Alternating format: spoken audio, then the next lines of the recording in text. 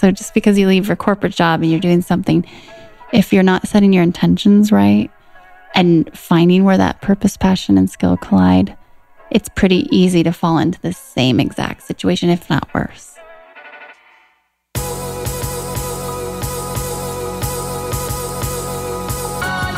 You're listening to the Almost 30 Podcast, a lifestyle podcast hosted by Krista Williams and Lindsay Simsick. Tune in for a new episode every Tuesday to hear our honest conversations about topics like wellness, entrepreneurship, spirituality, and self-development with guests who are really smart, really inspirational, and really fucking funny. It's real, it's raw, and it's unfiltered. Inspired by our transition from our 20s to our 30s, we realized it's so much more than that. Our mission is to provide you with the tools, guidance, and motivation to help you navigate any transitions in your life and propel your personal growth. Thanks so much for tuning into the Almost 30 Podcast. Here we go.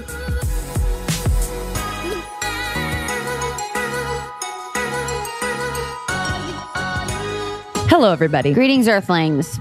Hello. Hello. You have a fake eyelash on your cheek. Don't Always. make a... Anytime anyone points out a fake eyelash on my face, I'm like, do not touch it. Do not make a wish. I'm like, that's 50 cents. Honestly, I know. It's literally 50 cents. It's literally 50 cents. And don't make a wish on that shit. I don't know where it came from. It's like, no, I think it still counts. Yeah. It's like, I don't think so. Yeah, dude, it was crazy. Me and Kylie, who does our lashes at LA Lash, non-sponsored, we were talking ghost stories the other day. She's super intuitive. Super. Yeah, it's crazy. Dude, because I had no idea though. Like we usually talk about like her tradesy addiction. or like the Gucci sunglasses she bought her boyfriend.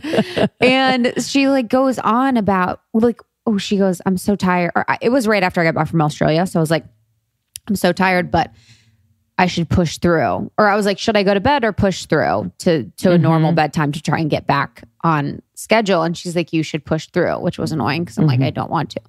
But anyway, so she's not like, the answer I wanted. I know, but two people gave me the answer I didn't want. It pissed me off. And she's like, well, I'm so tired too, because spirits are visiting me at night when I'm vulnerable. I'm like, what? Like, it was I was so confused. I'm like, yo, like we literally talk about your Fashion Nova addiction regularly. Like, and you have turquoise hair with like rhinestones in your nails. I literally love you so much, but I just didn't expect it. Like, I know she's intuitive and she's the coolest and she's everything, but I was just like, whoa. And then we just went on. Yeah. She said, I'm trying to think what she said to me. She almost says stuff about what I'm about to say. Dude, I was like, you know that I'm on this tip right now? Yeah. She's like, she'll be like, oh, like he lost his mom, right? And I'm like, huh? Yeah. Did I say that before? She's like, no, I just knew. I was like, oh, okay, put another lash on. I'm scared. Yeah, that's the thing. Amazing. Like I was like in there and she's like, yeah, they visited me at night. And I was like, yo, how do you know I've been on like a dark thing, right? Like not like being dark, but just like on a little thing. And I was like, what? This is so weird. And then she was telling me all these fucking ghost stories. One of the stories was her dad bought this house. So did you hear that one? No. Okay. In Laguna. And the people in the house before left really abruptly. They got divorced. The people in the house before left really abruptly. They got divorced. And I think it was also close to a cemetery, but I'm not sure. But they lived in this house and she said that it had the weirdest energy. She's like, you could like cut a knife, but it was beautiful and it was so affordable and it's in Laguna, so you're like, okay. And she said that, every once in a while the lights would flicker off. And then there was a few other weird things that would happen. The grandma stayed over to watch the dog and said that the like alarm kept going off in the middle of the night at the same exact time, even when she would unplug it from the wall. So the alarm would go off at the same exact time. So then she was done. She's like, this place is too weird. I'm not going to stay here. One time Kylie was like in bed and she was like having sex with her boyfriend there at the time. And like the lights flicked on in the middle of like everything, like from nothing happening. And the dad always used to say that things would happen to him at night. Like he would feel like someone was pressing into his room. And the neighbors one time said that they're like, oh, I didn't know you guys were working on the house when you were away, because he was away, because they saw a man in his room. And the dad was like, there should not be a man in my room. There's no man in my room. So there'd be this man that would always be in his room. And the dog that they had, the dad really loved the dog. He loved the dog so much. And the dog started to get very sick. And he got some sort of cancer. He was always whimpering and whining all the time. And then there was one day that the dad came home from being away for maybe, just the day. This is what happened. And then, so they saw the man in the window, and then the neighbors said that when he was away one time, there was a man in their backyard by the pool. And he was like, we're not here. There shouldn't be a man by the pool. So there was a man by the pool. And there was another time by the pool when the contractor that was at the house was cleaning, or was like working on the house, and took a picture of the pool because they were good friends. And he was like, to his daughter, he sent it to his daughter, was like, we're going to come play in the pool sometime. Like, you will really love it. They look at the picture, and there's literally an outline of a man by the pool. Oh. This like dark, shadowy figure. And this is what sold the deal or made them move. The dad came home after a long day of work, whatever, and the dog was at the bottom of the pool.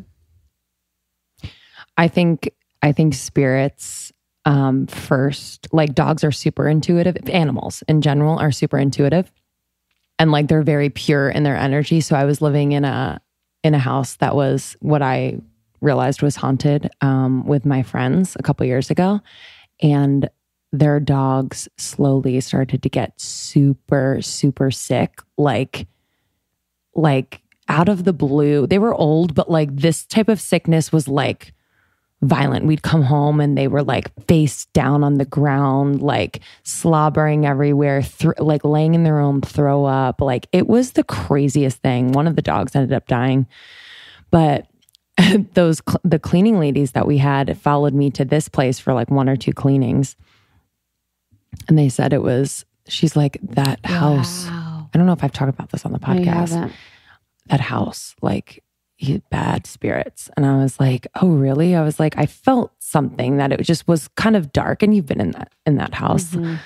And you probably felt it. But then she said it followed me here. And that was when, I mean, it gets a little kooky, but she like took photos of me during this like weird water seance. Obsessed. And she like, my eyes were closed and I was sitting on the floor and there was like glasses of clear water around the room or whatever. She's like, I want to clear this space. And I was just like, yep, clear this space. Mm-hmm. And she took a photo. I hear click, click, click, like on her phone, like, cha-ching, cha-ching. I'm like, she's taking photos of me. What the fuck is going on? Mm-hmm. And she's like, come here. And she like takes the photo. She zooms in like 35 times, like so close to my hair. And it's like swear to God, the outline of the profile of Lucifer. Isn't that so weird? Mm-hmm. But like, yeah, I know. I then fired them. Yeah, I'm good on all that. I was like, okay. But it was just weird that it definitely was the outline of Lucifer. Swear to God, she zoomed in so quickly. She knew. Anyway, but with the animal thing, I mean, that is like, I think they go for the animals. It's almost like a message. It's almost like a conduit of their... I think they have the defenses too. Yeah. I don't think animals know how to... I don't think they differentiate, between human and whatever. So, but yeah, I mean that... Yeah, that... There's no way anything's following you now. Fuck. I know. Yeah, Milana said there was like... She's like, this room has a little bit of a weird energy. Our office room. So now, I'm freaking out 24/7. Did she cleared? She didn't clear. So I have to clear. Okay. Because Justin came home. So he was in there and it was already like weird shit. We were already like just being weird. So you're already like naked on the ground, rolling around. Literally, I was already candles like, everywhere. You're covered in candles. Hey, babe. Bawling my eyes out like, yeah. With like her being like, go to that home. You know, he's like, I just want to play Red Dead. And I'm like, I was thinking, is Justin coming home? Is he going to like partake? He came home, yeah, because we of course chatted for an hour. Yeah, as you do. And Milana, then, started our session. And I was like, yo, there's no way. Because we did it late. We did it at like 8:30 last night. But yeah, it was crazy. Did you feel good when she left? It was really interesting. She did the session and we started and she's like, I've actually only had this happen one other time. Like every single one of your chakras was open, working. And so I actually didn't know what to do with you. She's like, I really didn't have anything to do, which surprised me because I feel like since I've been having such indecision lately and kind of not confidence in like my... just, I guess, being not confident about, certain decisions that I'm making or whatever, which isn't really like me. So I was surprised to hear that. But she's like, so I actually had to ask Spirit to tell me what to do with you because I really didn't have anything to do. So we just really like up leveled and we really just like worked on, a few other dimensions of you and like expanding your container and everything like that. So that's kind of what we worked on. It was just so good. It felt really good to just, let a good cry out. There's nothing more healing. Yeah. And just talking to her, like, it's like talking to you, but it's just nice to talk to people that understand. Sometimes I feel like because we're evolving so quickly, because I'm evolving so quickly, it's like I sometimes don't feel like I can relate to everyone. And I feel like sometimes it's hard to be this way, and have normal conversations and feel like, not like I know so much because now I know that I don't know anything. But it's just gets challenging sometimes to relate on general things or things that, normal people do. It's like the negative thing, most people, oh, the weather sucks. It's too hot, or like, talk about the negative, what's going on in politics or whatever, which there's a time and place for that. And, small talk is really important to like start conversations, whatever, but it's just challenging when you see things very differently, So it was like nice to talk to someone about that and kind of like have a conversation about that. I think too, like we know nothing, but oftentimes majority of the time we're talking to people who think they know a lot. Yes. So that's what's challenging. I don't think it's that like, when they don't know anything either. Yes. Yeah. So. That's exactly it, and it was like, after being with my family, for 10 days and, it like, of course, like love them. And my sister, was one of my closest friends, but it's just like, I have such a different mentality now and I have such a different way of like operating. And I'm kind of even working through that and accepting that and kind of letting the old person that I was go, so like you were, I think it's different, and similar in a lot of ways. But so yeah, it was just refreshing to kind of like feel like I could just freely say whatever I was actually truly thinking instead of like, manipulating in my head, like, okay, so they're saying this, so how can I gently say what I feel and not offend them and hopefully it'll impact them and it'll make them feel happy and it'll be positive. You know what I mean? Because I want to like my dad, for an example, when we're on our trip and he's talking about like he just has all these fucking facts. Like it's just all these like damn facts about shit. And he's just like talking about like war facts. I'm like, Dad, why do you love war so much? Like war is like about killing people, So how do I like think about kind of like making him privy to the fact that he's so obsessed with history and all these things. And it's like, it's really just like really negative and like, we don't even know it's true. So whatever. Yeah. Yeah.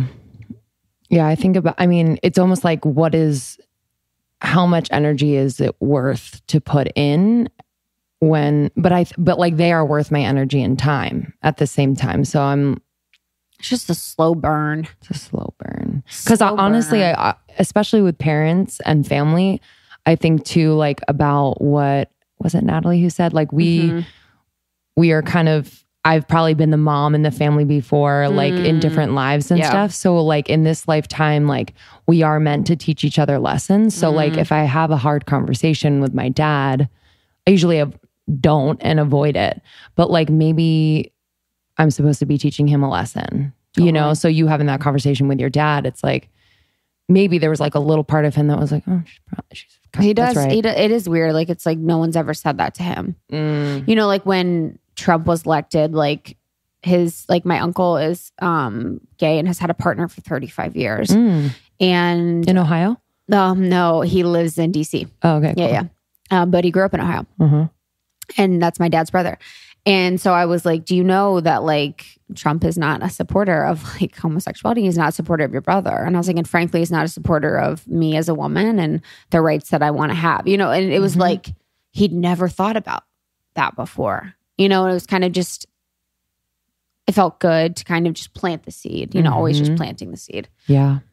But yeah, it was just like a great session. Now I need to clean my apartment though. I need to sage every fucking corner. Yeah. What does she recommend for Gotta sage every clearing? corner and gotta like say whatever's here should be here for the highest and greatest good.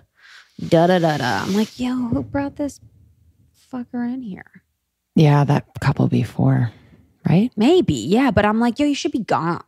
Like, you know what I mean? But you are, you're gone. You're someone who like they would want to attach to. Because you're light. And I am, but I'm really strong. No, you are strong. And they don't want me anymore. Too light. They're scared of me. I was like standing in the middle of our office room and Justin's literally playing Red Dead. You're like, these are conflicting forces. Yes, and then I have both palms like facing the corners and I'm like trying to like do like Tai Chi Wusa. I'm like, oh. And I'm like picturing swirls coming out of my hands, like cleaning the entire room. And Justin's like, oh my God. And I don't even know what I'm doing. I'm literally just like making shit up. I'm like, oh yeah. Like, yeah, magic. It's going to work. Okay. Amy Jo Martin's on the podcast today. Sweet Amy Jo. It was so nice. She came over with her husband. The two of them are darling. So in love, live in the middle of nowhere in South Dakota. I'm jealous. I mean, that's the way to do. Yeah, I'm so jealous. That is the way to do. Yeah, she is just so kind, so smart. You know, she's really changed the game for women and by creating a path for herself that not a lot of people have done.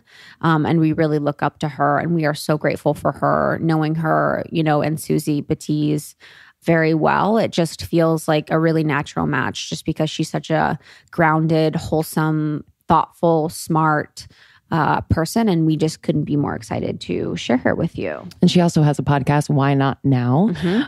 Major. Yeah. She believes the world will be a better place if more people ask themselves, why not now? And we were actually on her show as well. And we'll put that in the show notes. Yeah. I mean, you know, our story and so many of your stories as well. It's just like a lot of people ask like, so how did you do it? Yep. And we're like, you just did it. Like you literally just did it. She like just figured it out along the way. Yeah, but us too. I mean, like we did it. You know, obviously there's things you can do, but it's the doing of it that gets it done. Amy Jo is also the author of New York Times bestselling book, Renegades Write the Rules.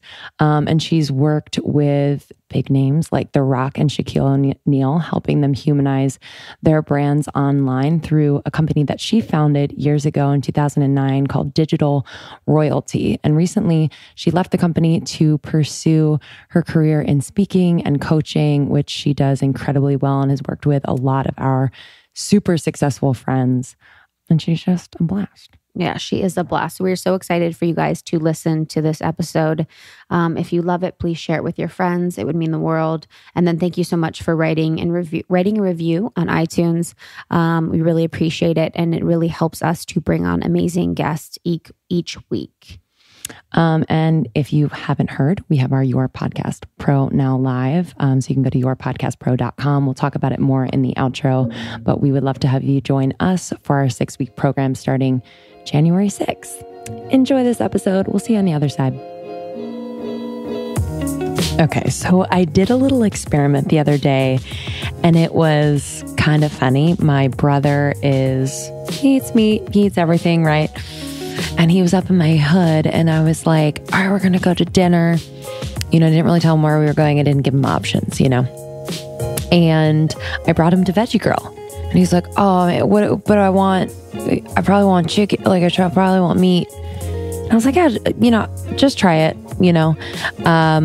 He ended up freaking loving it. I couldn't tell you. I was like this proud big sister in the corner, couldn't wipe the smile off my face. He was kind of embarrassed. I was just so happy.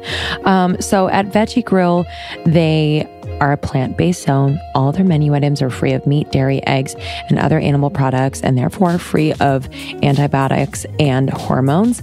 And they have a bunch of protein options that everyone will love. I love the sweet potatoes and the cauliflower mash, just to name a few. It's so delicious. I highly recommend it, especially to those people in your life who are like, I'm a meat eater. It'd be a fun little experiment.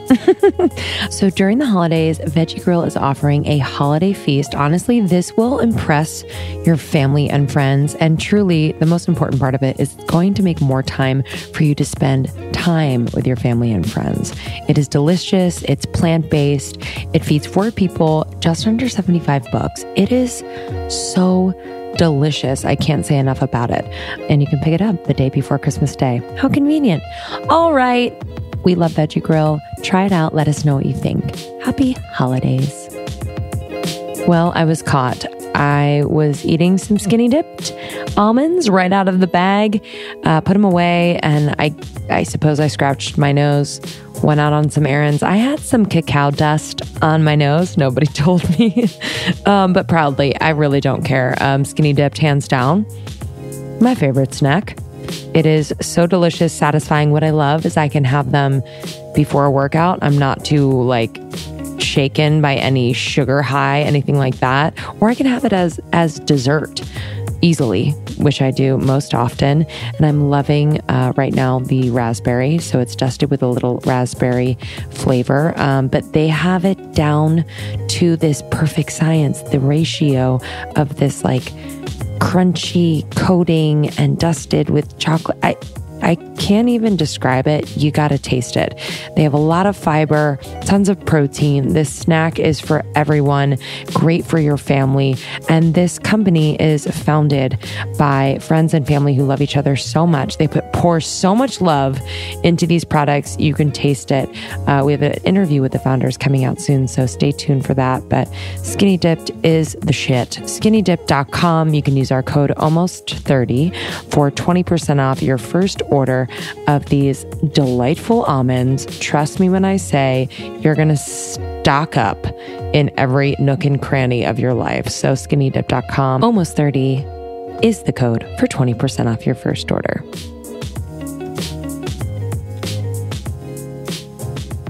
You know us, Amy Jo, we just jump right in. Just jump on. I love it. I love it. How are you?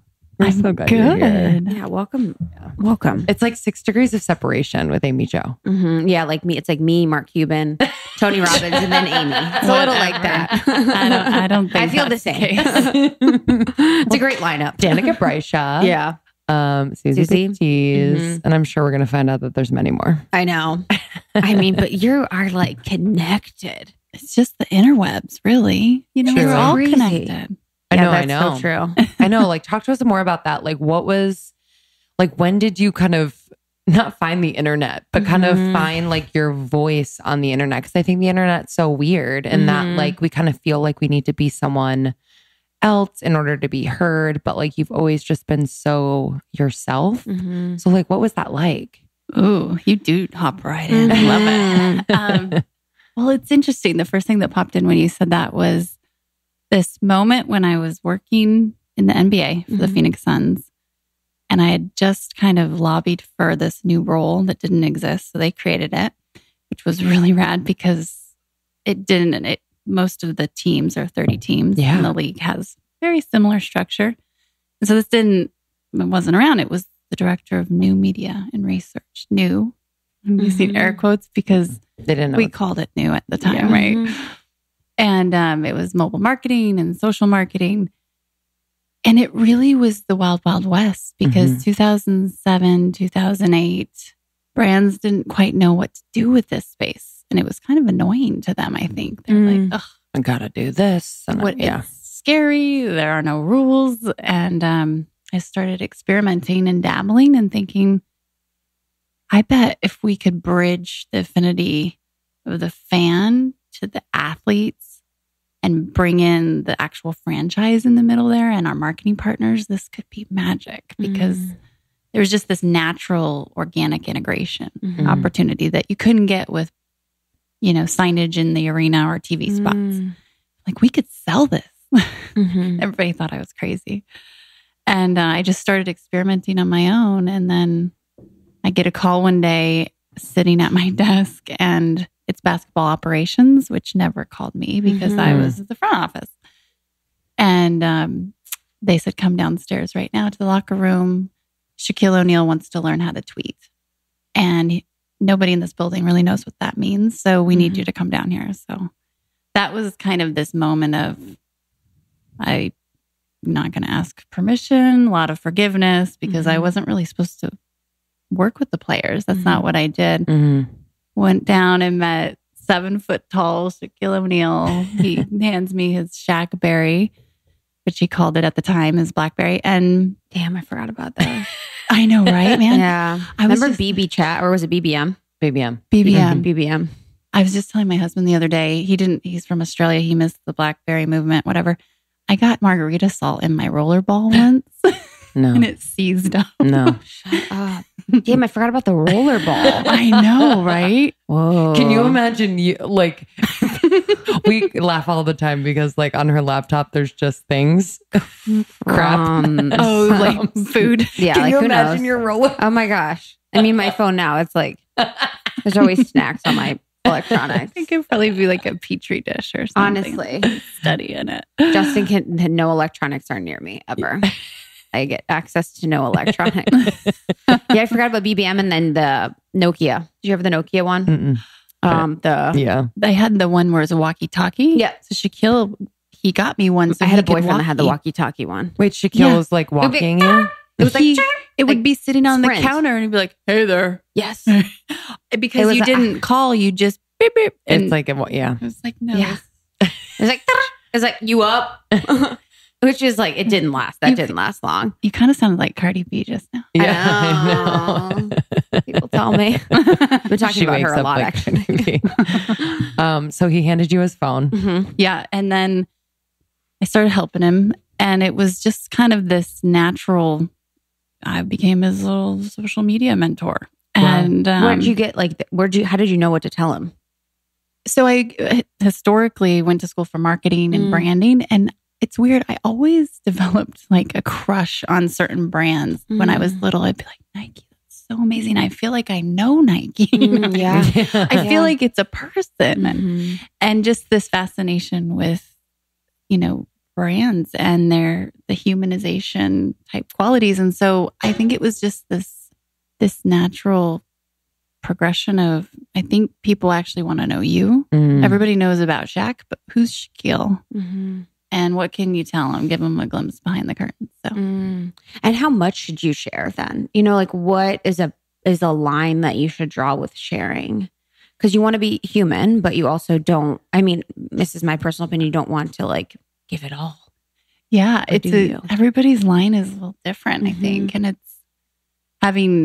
after leaving the Suns and creating my company and working with a lot of various executives. One of the biggest questions is, I don't want to blend my personal world and my business world. I'm like, it's 2018 or whatever. You're going to have to do that. But at the same time, it's not like this stuff is paparazzi. You have full control, right? So if you don't ever want to talk about your family or your lifestyle or something, you can still be successful. You do have to connect at some human element though, So everybody's line is a little different. I think we're in the year of vulnerability right now. Yeah. That word I know gets What so do you think about overused.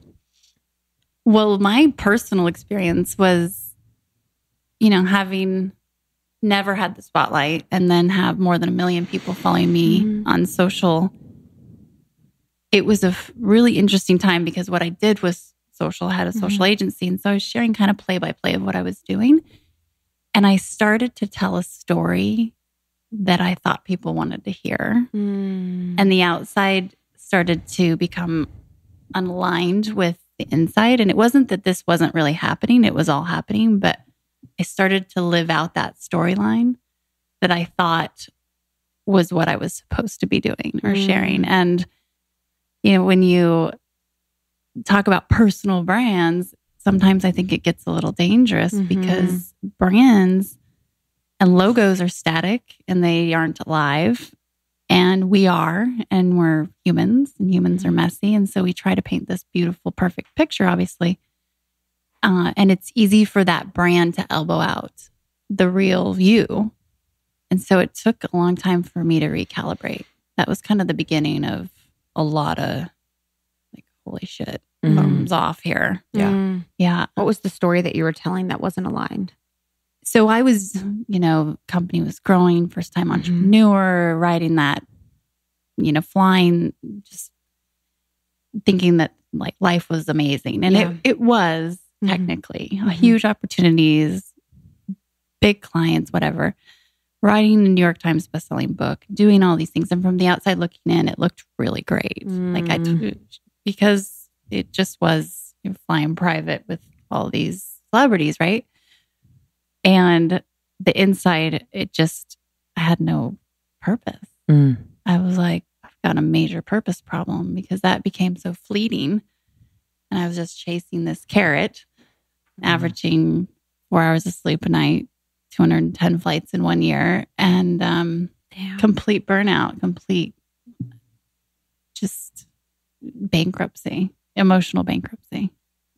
Yeah, it was a tough moment, a season. What was that moment where you're like, this isn't working? There was a moment I was at the JFK airport, and oftentimes, you're somewhere, and when you travel a lot, you look at the departure board and you're like, I can't really remember where I'm going next. And then you figure it out. I'm standing there. I couldn't remember where I was standing, which city, and I couldn't remember where I was going. I finally figured it out. Then I walked over to this Starbucks to fuel up, right? Because I had very little sleep. And I went to pay and sign the debit card slip, and I forgot my name. It took me way longer than it should have to remember what my name was. And it gives me chills even thinking about it. Put the pen down. I walked over to like this chair and just started the tears. Just like, what the heck did I do here? Yeah. But everybody thought it was so amazing, and even investors. And I know. You get those generating 7 figures in a couple of years, and then the valuation of 8 figures. And it's like, whoa, and you just can't stop. Adrenaline and the fume. And it was complete opposite behind the scenes for me. Marriage started to fall apart, friendships. I was rough around the edges, bulldog, just thought I had to get shit done and keep plowing. Didn't know when to make things happen versus let them happen. I just made them. And so it was a huge humbling season. Were you, what was like your spiritual life like back then? Like, and how did that change as you kind of tried to, find ground and find purpose? It's a great question. There wasn't much really. I mean, I had coaches but it was all for business. I didn't really, don't have any formal religion that's super consistent in my life, but always considered myself spiritual, but I really wasn't practicing anything. And so during this recalibration season, learning to meditate, which started really simple several years ago, and then eventually graduated, and now I do TM. Gratitude, we always heard about it and we know it's important and all that stuff, but I think I realized it's a life strategy. Legitimately, it's not just be grateful. It's like, no, this is a strategy. It can totally change your life. So just kind of getting quiet and listening and sleeping and and trying to shut down some of the noise. I went and moved onto a boat for a year. Wow. You guys? Yeah. Oh my God. Learned to captain, and cool. It was a humbling season though, because I always measured, my metric for success was business and productivity. And that doesn't really matter if you don't have your health and your relationships and all that jazz. So were you just like, so you left the MBA, right? And then you started your own business. And was it just like, you saw all this money coming in and you're like, oh my God, and you just got swept up in it and the work? It wasn't even the money. I wouldn't say I've been very financially motivated at all. I grew up living in a trailer home. We moved around. I never really thought I needed a lot more. But the adrenaline, I became addicted to adrenaline. So I thought I was just going to design my own day. I didn't want to build a big agency necessarily. I just thought, she kills my first client, I'll, go, no idea, first time entrepreneur. And then ended up having, employees in 10 different countries. And the adrenaline is really what I was addicted to. Totally. It was like the next thing. What's next? What's next? And the pace. Yeah. Oh, I was so annoying. How did it like physically manifest? Oh my goodness. Because I can imagine like your adrenals are shot. Totally shot. And on top of that, I wasn't eating hardly at all. I was trying to keep up and look a certain way. Body image has always been a challenge. Not sleeping, cocktailing plenty, stress. That's a hurricane for disaster. Does that make sense? A hurricane for disaster. Yes. And then what? It headed for disaster. It just came out. Hurricanes Totally for disaster. Channeled that great line there. But what was fascinating is I was at the doctor and just had my normal checkup thing, and my doctor found a lump the size of a golf ball in my breast, and I didn't even know that was possible. I'm like, what? And I was like, what? And she's like, we need immediately to get a biopsy, immediately this and that. And then they started doing my blood work. It was all off and wacky because I wasn't sleeping, I wasn't eating, whatever. And they were concerned it was cancer. And I didn't have time for this. Yeah, that's how I felt. I was like, I'm supposed to fly out, I don't. And my poor assistant was just trying to get me to these appointments. And it was like a wild goose chase to try and figure it out. They ended up removing it. It was not cancerous. And thank goodness. Thank God. But it was a wake up call for sure. Because just your priorities, The fact that you didn't even like take the time or like slow down to feel a golf ball size lump. That's right. Wow. Yeah. So out of touch.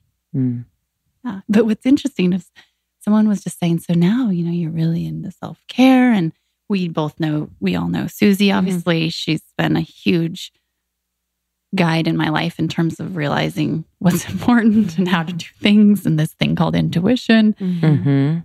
And I think I almost swung from one side of the pendulum to the other. And where I'm like, okay, I'm a self-care queen now. And like, that's just not me. I'll probably never be that. And it's okay to find your own pace, right? And calibrate. Completely. And because I think sometimes we glorify one side or the other. And it's like, no. And then like shame everyone in between. Yeah.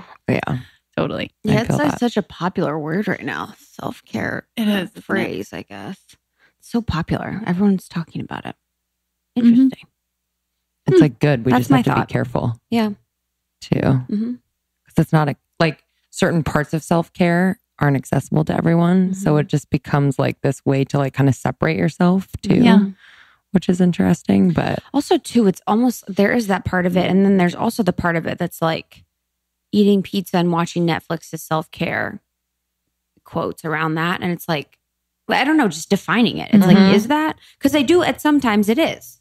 For sure. Sometimes you need to chill and you need to disconnect, but sometimes that's not. Yeah. You know what I mean? Sometimes that kind of thing is numbing and is not like actually self-care. So there's just, it's such an interesting world out there. So I am the type of person that does not read directions. I don't read recipes. I just kind of fuck around and pray. But since getting the NutriBullet Balance, it's actually, well, one, it's just super intuitive. So you're building, say, a smoothie. I was building one the other day. And what you do is you put in the ingredients and it reads it for you. So it'll give you, the calorie value, the nutritional value. So by the end, you are fully aware of what's in your smoothie, how much, how many calories, the nutrients that you have. I just thought it was so easy. So it's like kind of helping me be more intuitive about it. And it's really accessible. Like I don't feel overwhelmed. Normally technology like overwhelms me in these cases, but they have like a super easy app that you can use with the NutriBullet Balance. Yeah. So it's pretty much just Bluetooth, an amazing blender that will last you forever. My old NutriBullet I still use along with my balance. And then the app connects to it and you can get all of your nutritional information as well as recipes and stuff on it. But huge fans of NutriBullet. I've loved it for so long. So I'm going to have to make that recipe. What were you making? Oh yeah. I was making pureed pumpkin with cashew milk, a bunch of ice, cinnamon, and like a vanilla protein powder. Oh, I love that. So good. It was like Once a little you said pumpkin, dessert. I'm like, oh, this is going to be crazy. The fiber. So you can go to NutriBulletBalance.com and use our code almost30 for 25% off. 25% off is really, really good. And honestly, this is great for gift giving, anything like that. So NutriBulletBalance.com, use our code almost30 for 25% off. I cannot believe that I used to use Trojan lube with my ex-boyfriend. So many chemicals. And I'm pretty sure it traveled to my brain and I killed off brain cells. So that's good. Finally, I'm hip to the idea that everything that goes on and in my body should be as pure and natural as possible. WooMorePlay.com. This is where you go. You're going to find the coconut love oil, which is Krista and I's fave. We eat it too. It has 4 ingredients. Virgin coconut oil. So coconut oil kills germs. There's no chemicals in it, no synthetic preservatives. And it also has vanilla, which tastes amazing. It also promotes sexual arousal, soothes inflammation. It has beeswax, which promotes relaxation, relieves any pain or inflammation, and then stevia. So it's sweet as hell, baby. I mean, don't you want it to taste good? There's like no question. I don't really have to explain that. WooMorePlay.com. This is a perfect gift. It's a perfect way to, spice up your sex life or even just your time with yourself. You are allowed. WooMorePlay.com. You can use our code almost30 for 10% off your first purchase.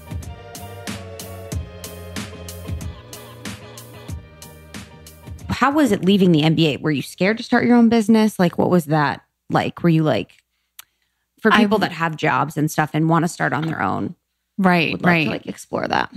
Yeah, it definitely was. It was scary. I mean, I wasn't one of those people that thought I'd become an entrepreneur and had lemonade stands all the time and stuff. Yeah. I don't have that story. I was working on it. There was a side hustle going on before that term existed. But now I'm like, that's what I was doing. I was side hustling. I did it too.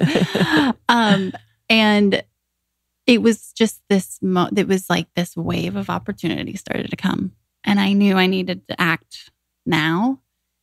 And it wasn't as much of, should I do this? It was, I have to do this right now. And right now, meaning there was this wave of interest around social communication and what it could do for brands. And they were looking for solutions. And a lot of the things that I was doing with Shaquille they were hitting ESPN and the New York Times. And this, like, the opportunity was there to jump.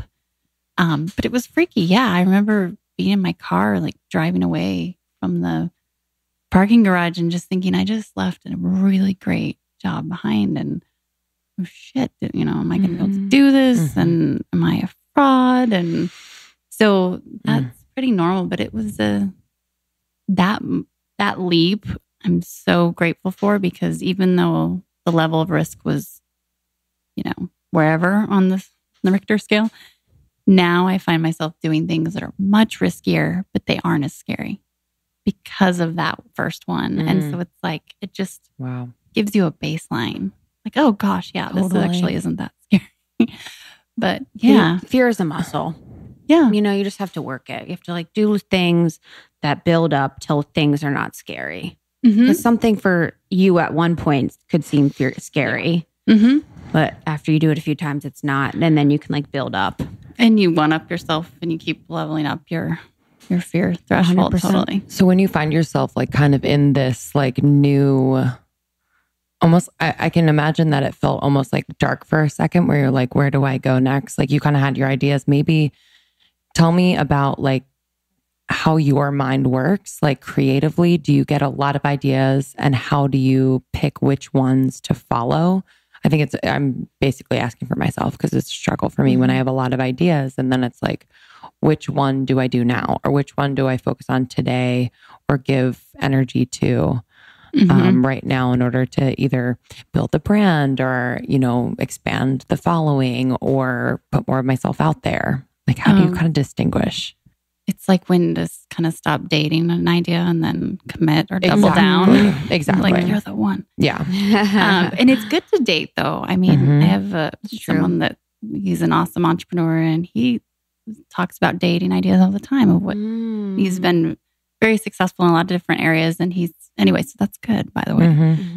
So I have this, having gone through this purpose problem phase, and I was like, I really need to get this under control because there's a point where you're always going to have droughts in your passion.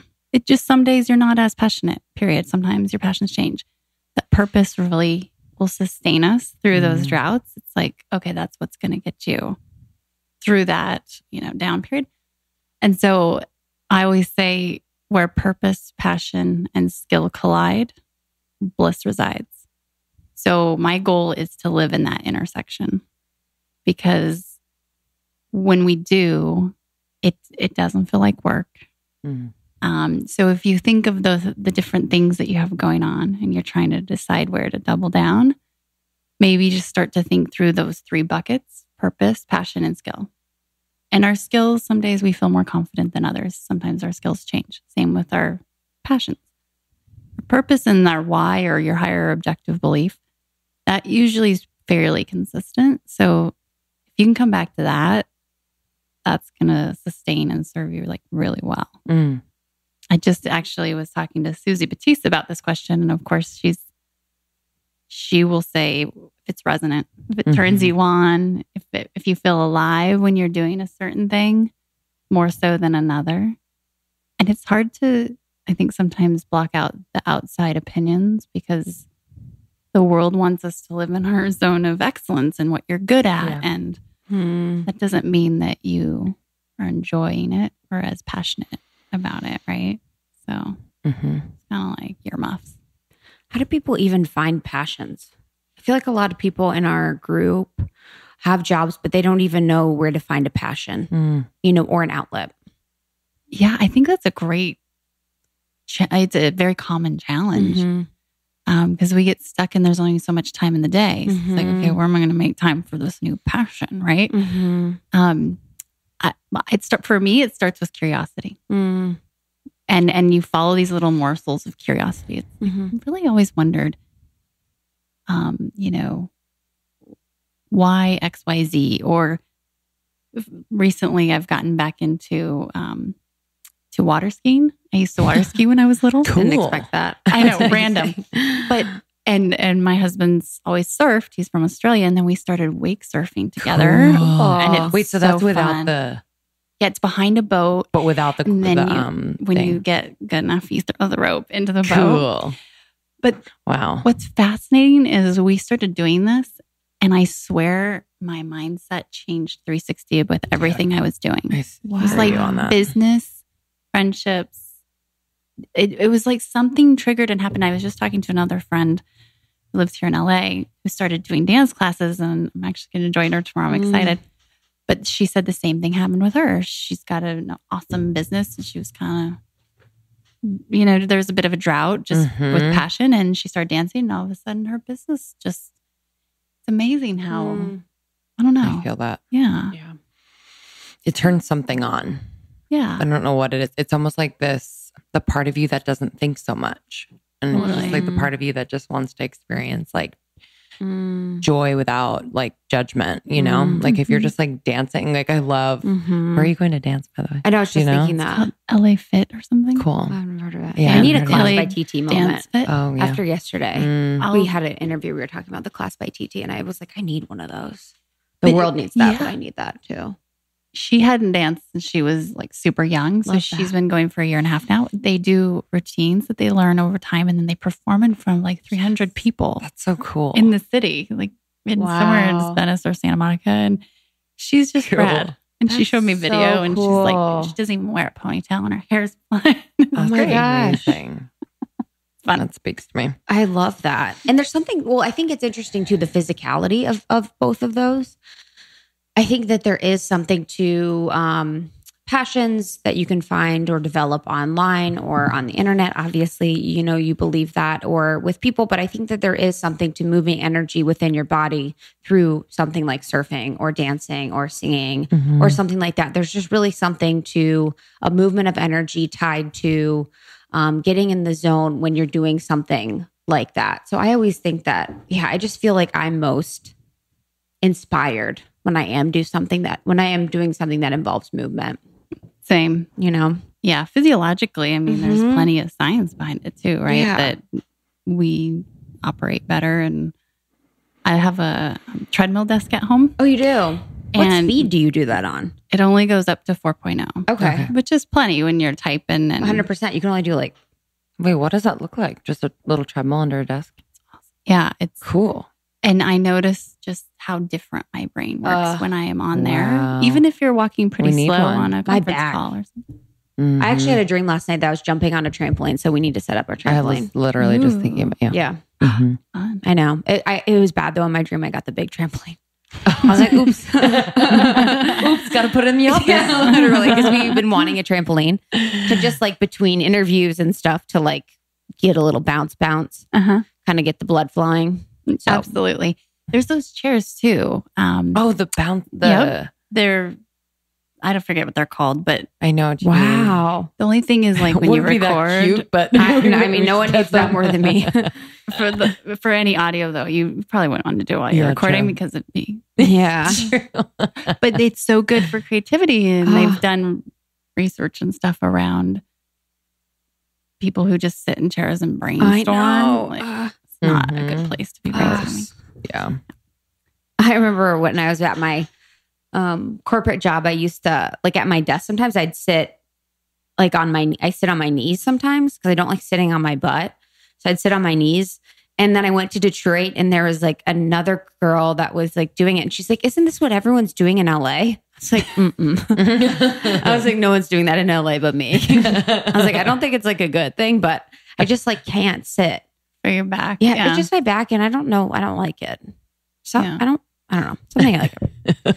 It's another one of my things. I just don't like it. I don't want to flatten my ass anymore. That's what I'm basically trying to say. Okay, so you started with Shaq, and then how did you build out your network of clients? Like you have such an amazing network. How do you build a network like that? How do you maintain those high caliber relationships with people like that you can call on, that you can lean on? How do you do that? You know, it's a good question.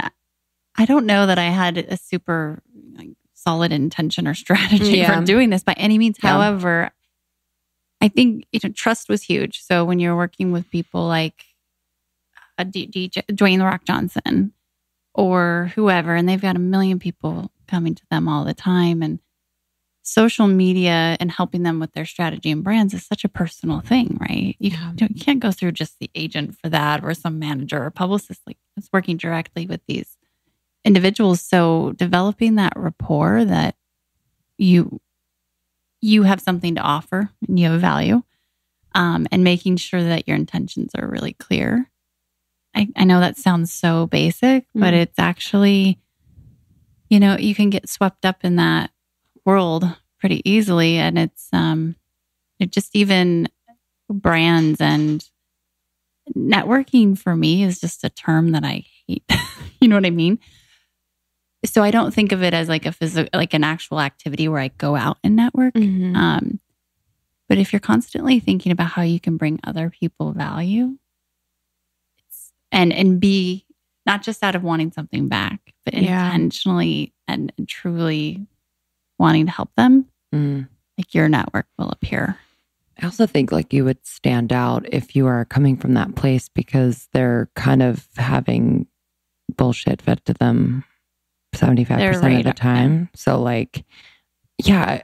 What is it like working with people like The Rock, like Shaq, who I don't know if they have a wall up, but it's like you have to be kind of a gatekeeper of your life. Like, who do I let in? Who do I trust? Like, do they want to work with me just for my money? Do they actually like value who I am as a person? Like, what is that like being on the inside? Mm-hmm. It's an interesting just lifestyle in general because these people work very, very hard and they have very little time. Mm-hmm. And it's just kind of almost like, I feel like when you get to a certain level, you operate without a lot of the BS and drama. Like you've just found ways to, you don't have time. You literally just don't have time for it. I don't know. I mean, I guess a lot of these people are extremely efficient, right? And they've found ways to make sure that they're doing what they want to be doing and nothing else. And so there are a lot of other people around them doing all those other things, you know? I guess what's kind of cool too, though, is they're just people. I know. They really are. It's the thing. Yeah. And they have their own struggles and fair share of things. So what we see on social is the highlight reel. Mm-hmm. So when working with The Rock, so what do you do? You're like, you sit down with them. You're like, how do you want to be perceived? What do you want to share? Like, what's that like to start to build the brand? And any advice for our listeners that are entrepreneurs or starting to build their own brand? Like, what would you suggest to them as they are doing that? Sure. And actually, it's kind of a funny story how I met DJ. He was through a mutual client or a mutual friend client. And he said, so Dana White, the head of the UFC, was my client. And he said, Amy Jo, I want you to meet The Rock. He's going to be at this event tonight that I was working at because my client was the UFC. So I'm like, okay, cool. And I busy, whatever. And he texts me, he's like, come down to the Octagon right now. I'm with The Rock. And I thought in my head, I didn't know who The Rock was. I thought it was Nicolas Cage from the movie The Rock somehow. Oh my God. And you're like, where's Nick? Yeah. And I was like, you're like, hello, sir. Where's Nick? just not, yeah. And so it wasn't him. So I met Dwayne Johnson and I was like, hey, nice to meet you.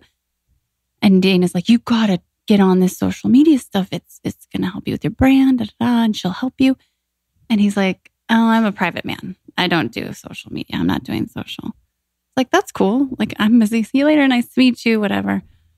And several months later, I get this message from The Rock. And it's that guy again. Yeah. Anyway, he was ready to go. And that was when people have to obviously do it on their own time, but he is such a diverse, and this is applicable to everyone. What's really helped Dwayne be successful with social is that he is always focused on who he is and sharing who he is and why he's doing what he's doing versus what he's doing. Because if he just talked about what, he's got this diverse audience of, Disney movies and shoot 'em up fighter movies and athletics and inspiration and working out. And you can't resonate with everyone at the same time if you're just talking about what you're doing. And so when people ask, what are some of your tips for building a personal brand? It's getting really clear about what your value is and making sure it's diversified to a point to where you're not always talking about the same thing that you're doing and showing other aspects of yourself and really humanizing yourself. Because, we all have that radar and that decoder as we're scrolling through and we know, okay, this person's trying to sell me something again, or they're talking about XYZ again, or they're not being real. And it's just so easy to get lost in that sea of sameness. So as an example, if I had to post a picture of myself drinking coffee and I wanted to post it because I like it, what would I do to make it more? So what would be, they'd be like, hi guy, like would I say I'm drinking this coffee? Why? Or like, how would I make that a valuable post. It'd be interesting to know what else was going through your mind at the time. And maybe for something like that, you should be very honest. Be very clear. Hello. Talk about the fair trade coffee in your cup. Yes. I've been on a coffee kick lately, guys. This is why. But thinking through, has something happened in your day that you know someone else is going through that you want to say, first of all, I just really like this picture of this cup of coffee. And secondly, I don't know. Yeah. But just trying to inject something of value. Like we were saying, 2018 is like the year of vulnerability. Yeah. And sometimes I kind of cringe because you don't have to just share everything in order to resonate with people. And if you do want to, great, you should. But I think people are kind of trying to overcorrect. And it's like, okay, what can I talk about that's going wrong in my life right now so I can click with people and just be you. Don't overcook it. Yeah. Mm-hmm.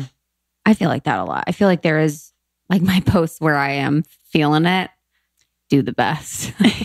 And that's, if I was to be like, hey, I love my life right now. And it's like, I mean, people are very supportive and awesome. And I have received a lot of love. Like when I quit my job, it was amazing. And I'm so grateful. But I definitely, when I'm sharing something that's kind of more emo, people definitely reply.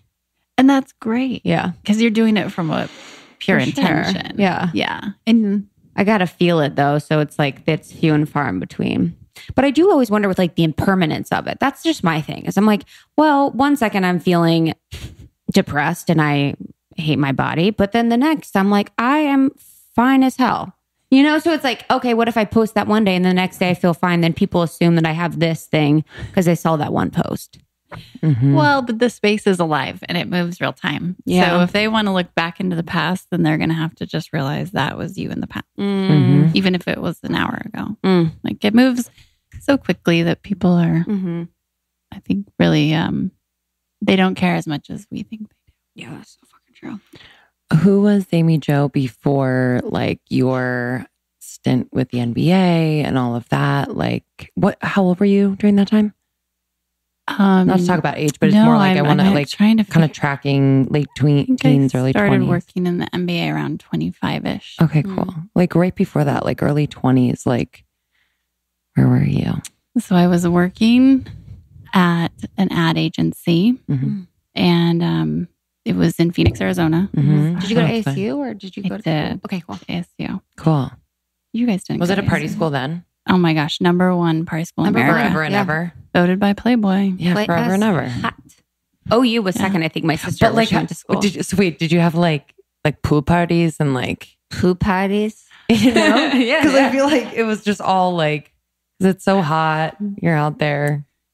Well, No? no. So, It's what I read in Playboy. yeah, literally. So I grew up in Wyoming, Kansas, small towns, Cool. and I was intimidated. To be honest, I was would like, be. I hadn't driven on freeways before, so that was a big deal. Wow. And so I always had this weird thing where I didn't feel like I fit in because it was Land of the Beautiful. I mean, Dude, I visited it. platinum. How tan were born- people? Dude, I visited it. I was like, I want to get out of here. Yeah. I actually was got in like a huge fight with Justin, but it was all just because I was like, get me out of here. Oh, were Really? you Yeah, we visiting? visited Oh, yeah. one of his best friends who was on his 7th year. Yep. Between 7 and Congratulations. between 7 and 9. Oh, And yeah. his best friend was dating this girl who had a bat tattoo on her neck. That was like Bless her. she was all anything that you could be, she was. And it was just like they had gambling addictions. It was Wow. too real. It's too real. I was like, we get out of here. It made me real. I mean, Intense. it was really intense. I was like, Yeah. we need to get out of here. And there are like 100,000 people that go to the school. I know. How do you fit that It's many a big school. And it's just hot, man. There's something It's about so being in hot. that direct sun that I'm like, big? yeah. Okay, so you're at ASU. Yeah, So I graduated from ASU. Okay. I get my first job as an account coordinator at this agency. Dream. And it was a dream and it paid like $3, which was fine. Yes. And I was like, because I had watched that Jennifer Aniston movie where I forget what's called, but she goes to New York and she works at an ad agency. And like, I just had this vision. I was going to go to Madison Ave. Like I was on my way, right? Start in Phoenix.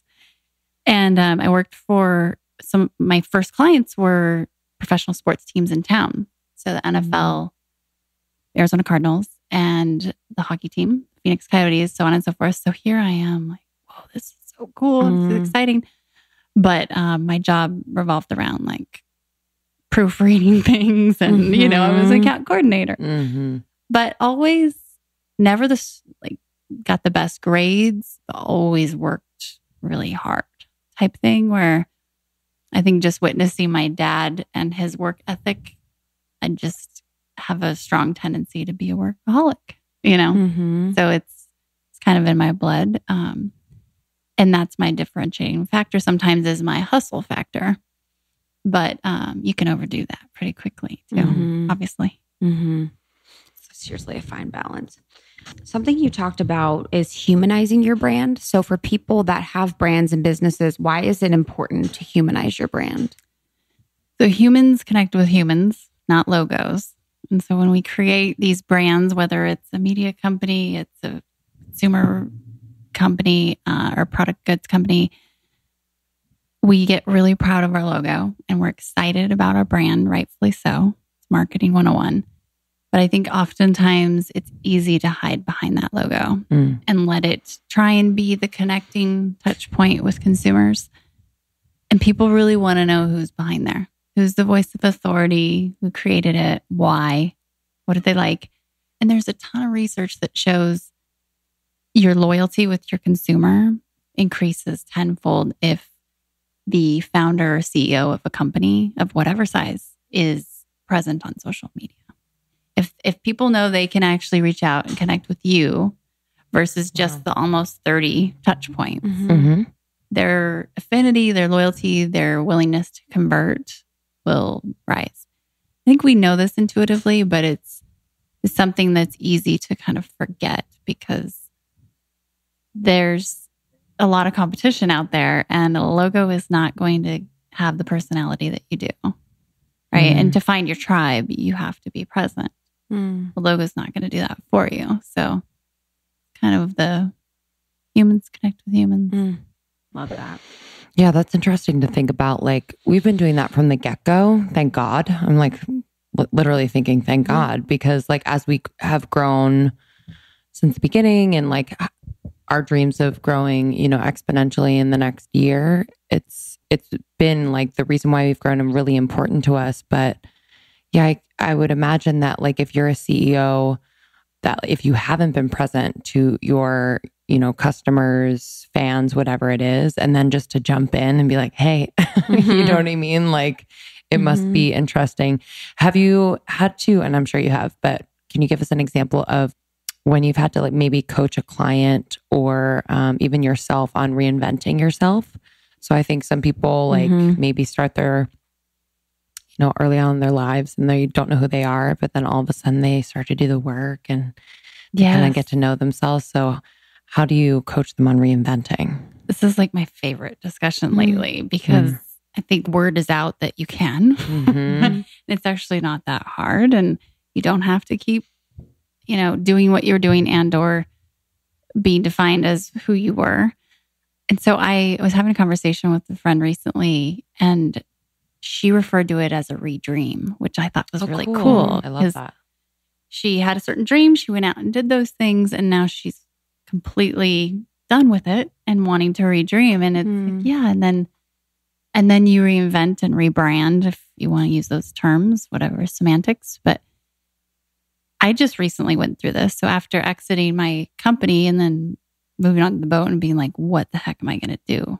I don't have any interest in working with companies and big clients on social media one-on-one anymore. And what am I going to do? And getting really curious. I know we talked about those passions earlier, but those things that you can't wait to do, like being really mindful and curious about, okay, is there a way I could work this into my day to day? Which might seem lofty at times, but It's totally possible. And not over, we talk about rebranding, and branding technically is all about the consumer deciding what a brand is. So we actually don't even get to decide necessarily. So if a good way to kind of think about this is you see someone's calling you and you see their name pop up on your phone and you get a feeling physiologically or just a thought. And it's like either super excited to answer, don't want to answer at all, whatever. That's that person's brand. So it's not what they just necessarily want to put out. It's actually what people think of you. So we actually we are who we are. So it's different with humans than it is with entities and logos. So I just think of it as it's not really a rebrand or reinvention. It's just removing usually a layer of yourself that shines more light onto more of your voice or more of who you are now.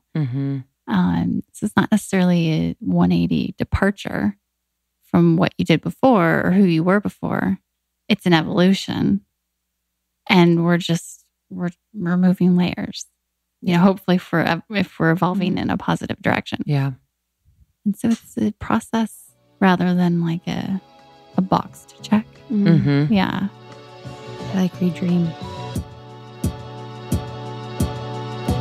I don't know if any of you can relate, so let me know. I love to create a hotel experience in my own apartment, in my 1-bedroom apartment. I have a robe that reminds me of hotel robes. And then next thing on my list was to get sheets that are hotel quality sheets. And I found them. Brooklinen. Brooklinen is on a mission to bring 5-star hotel quality sheets to everyday life. They are affordable. The thing is about luxury sheets, it's marked up so much. And Brooklinen has a small business approach. It was run by a husband and wife, and they are involved in every step of the manufacturing process to a customer service team that cares so much. I actually called them up because I was wondering, how they made their sheets, where they made their sheets, thread count, all the things you should be asking about sheets. I wanted to know. And they passed the test. They are so awesome. And I'm going to humble brag for them. They were named the winner of the Best of Online Betting by Good Housekeeping. Raving reviews from Business Insider. I do check reviews on this type of stuff. And they passed, and I just wanted to get them as soon as possible. So I got the sheet set in white as well as the duvet cover. And I have not one complaint. It is comfortable as hell. Loving it. So if you want to try Brooklinen, you can go to brooklinen.com and use the promo code almost30 to get $20 off and free shipping. Okay, so listen up, brooklinen.com, brooklinen.com. Use the promo code almost30, ALMOST30 to get $20 off and free shipping. 3 + 6 + 2 Oh, sorry. I'm just calculating how many hours I'm saving by using HoneyBook. Here's the deal. Small business owners out there, creative business owners out there, I know you are going to feel us. There is so much time spent in the client matters, dealing with the nitty-gritty of the day-to-day, scheduling invoices, appointment reminders, emailing, reoccurring payments, all that jazz. And I needed something to help us organize. So we turned to HoneyBook, and it has been a godsend. So if you are a business owner out there, this platform is for you. It is a purpose-built business management platform, and they help you save hundreds of hours by adding time, by streamlining the client process so you never miss a thing. It takes care of it for you. Trust me, I would love for you to try this out. Let us know how it's working for you. We've found so much success. It creates space for us to be creative and do more things for all of you out there. So I'm from experience, wanting you to liberate yourselves. So go to honeybook.com, use the promo code almost30, and you will get 50% off the first year of Honeybook with that promo code. So honeybook.com, HONEY book.com, promo code almost30 for 50% off your first year.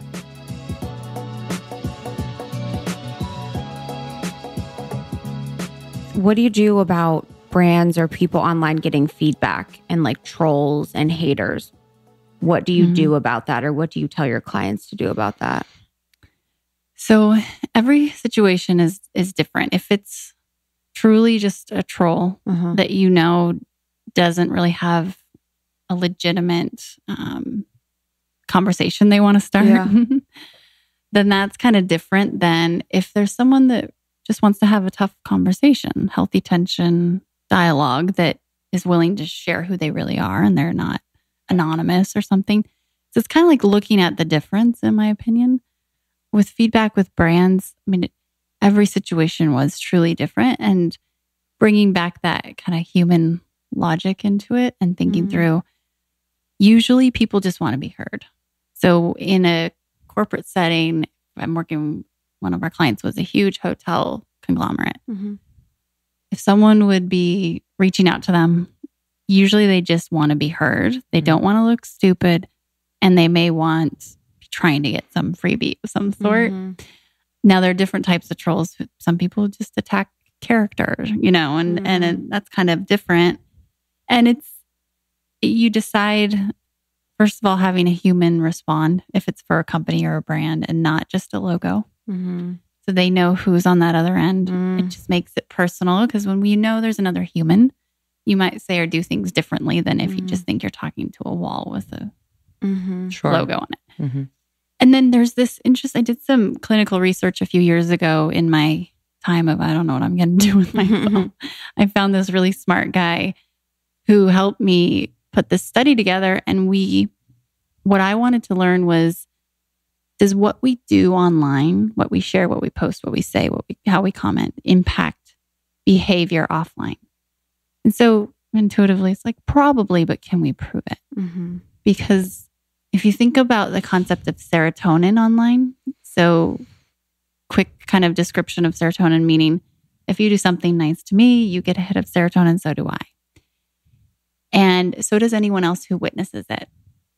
So imagine that in the physical world. That makes sense. You open the door for me, someone sees it. They also get a little zap, but you would never know it. But when you take that concept online, it's scalable, and you can accelerate the spread of serotonin, which is fascinating, because there could be, an infinite amount of people witnessing that act that you would never even necessarily know. They may not have commented. They may not have said anything.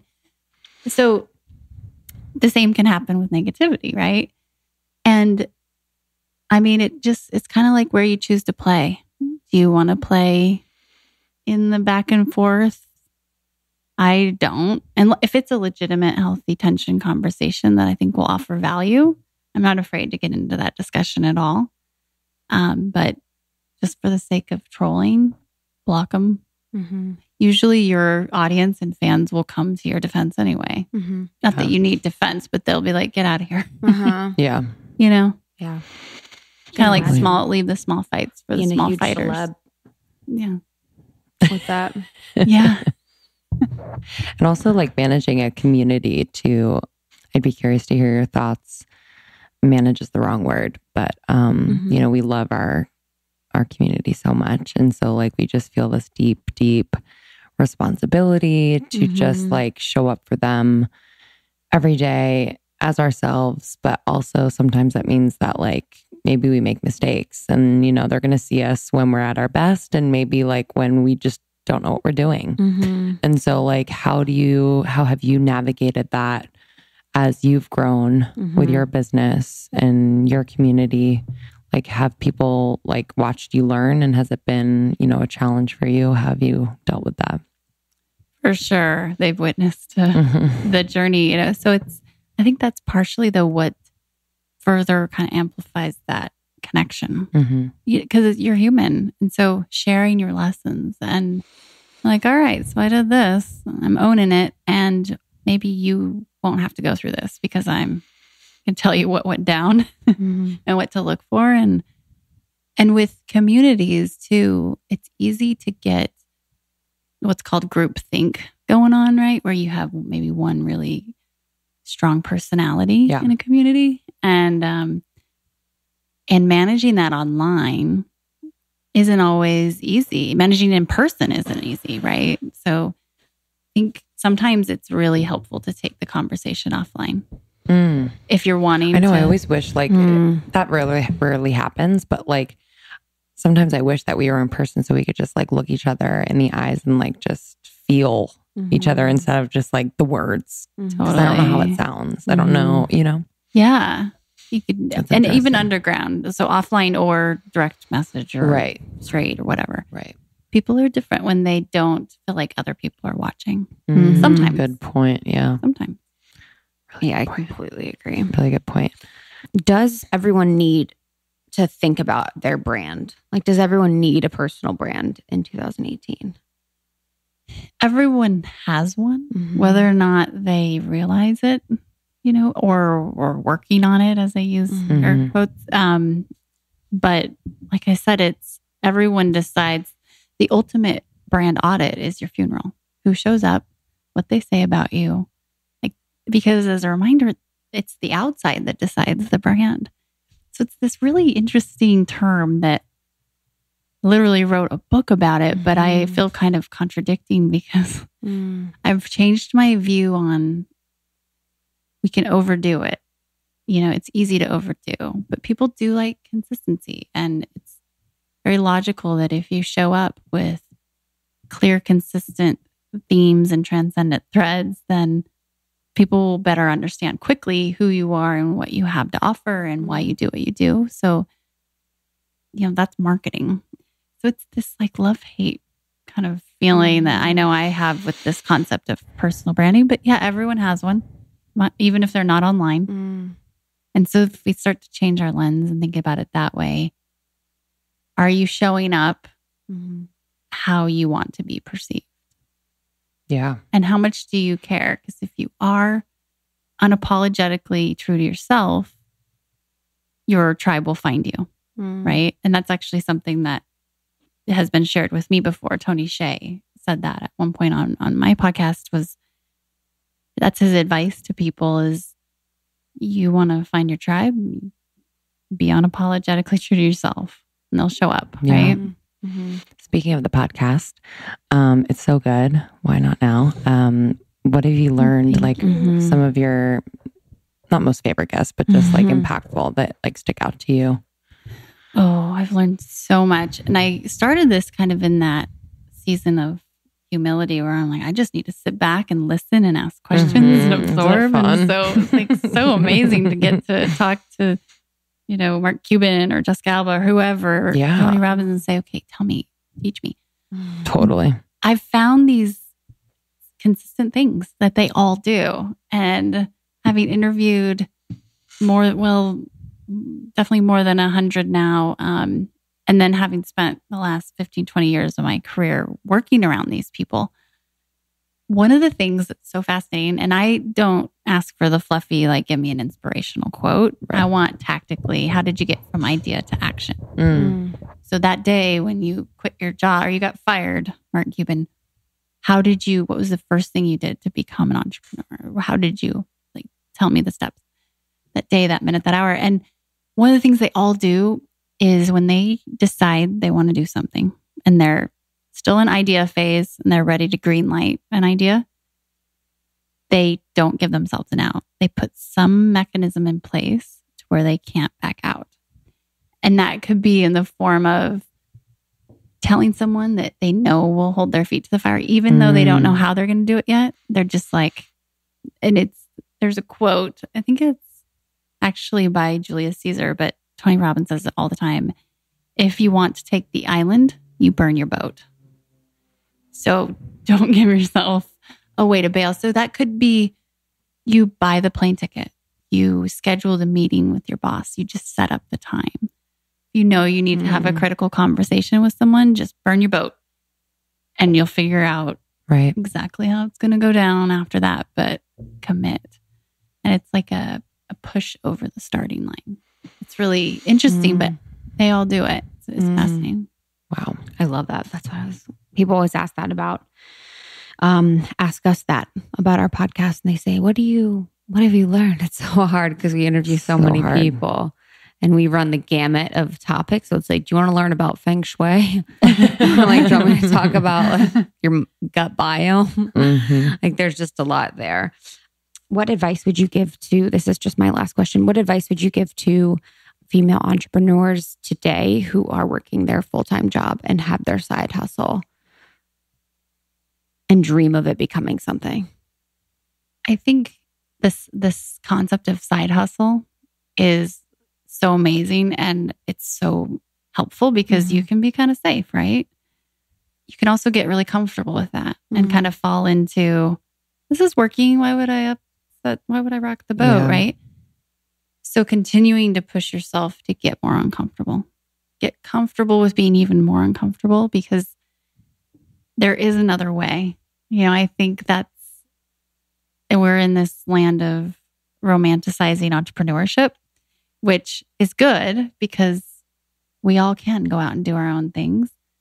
And you can easily, though, build your own new prison quickly, right? So just because you leave your corporate job and you're doing something, if you're not setting your intentions right and finding where that purpose, passion, and skill collide, it's pretty easy to fall into the same exact situation, if not worse. Because now you have the momentum and you have perceived freedom, but then you can build something in a way that's just not sustainable, kind of like I did the first time around. So being super intentional. Yeah. Love that. It was like 4 different random things kind of in one. That. But I love that. What's next? What's coming up for you? What can next? People get excited about? So I am working on my second book. Woo! And I just launched a program the first one was for women to help them in that phase, that inflection point of redreaming, reinventing, rebranding, how to really build more momentum under their voice so they can build their company, do more public speaking, get bigger partnerships, whatever it is that they're looking to do. And that's been really fun. So I'll continue to do that. The podcast was having a blast. So fun. Like being able to learn and talk to people. You do it too. It's like, wow, this isn't even. I'm still doing a lot of speaking. I'm not like super focused on the next 5 years, or like I just want to go wake surf and get a boat. And so fun. Where are you based? I'm in South Dakota in the Black Hills. Wow. Really? I literally live in the forest. Cool. We should come and visit. You should come. I would love that. Where do you fly into South Dakota? Into Rapid City. Really? Yeah. It's kind of crazy. It was part of this. I need to go get quiet. And some days I see more animals than I see people. Cool. Wow. That's amazing. But there's also like, we don't have like the best green juice or anything, okay. but it's, I'm sure you come can visit. get a juicer. I do have a juicer. Yeah. What has that done for you being in nature? Oh, it's allowed me to get quiet. And like I joke, but intuition, if someone would have said 5 years ago, what's your gut say? I'd be like rolling my eyes saying, should we get out a magic 8 ball? What do you mean? Yeah. Like we either make things happen, super black and white analytical. It's been huge. I had to remove a lot of the outside noise, I think, having lived in bigger cities. And when I flew in a couple days ago to LA, and I travel a lot, so it's not like I've never been to City, but it took me about 24 hours to calibrate. Yeah. I mean, the just the noises and the energy. Whoa. Like everybody's on a different frequency. I don't know if I can hang out. It was crazy. But now I'm okay. I'm going to be good. So I am going back to New York, like after living there, but I can imagine like LA would be super stimulating. Yeah. But like for me, LA is like chill. And, and the traffic is, crazy. Too real. It's too real. I do still dream. I mean, that's a night. I dream about that sometimes. just being in like not a cabin in the woods because that's a scary movie, but That's like where we have a cabin in the woods. Yeah. So cool. Just being, There's something magical about is nature. insane. Mm-hmm. It is. It's insane. And being able to And see no the light stars. pollution. Yeah. Wow. You're like, nice. what? And animals. And like they've become Yes. such a big teacher to me. Oh, Yeah. And I thought someone said, you're going to move from San Diego to South Dakota. That's career suicide.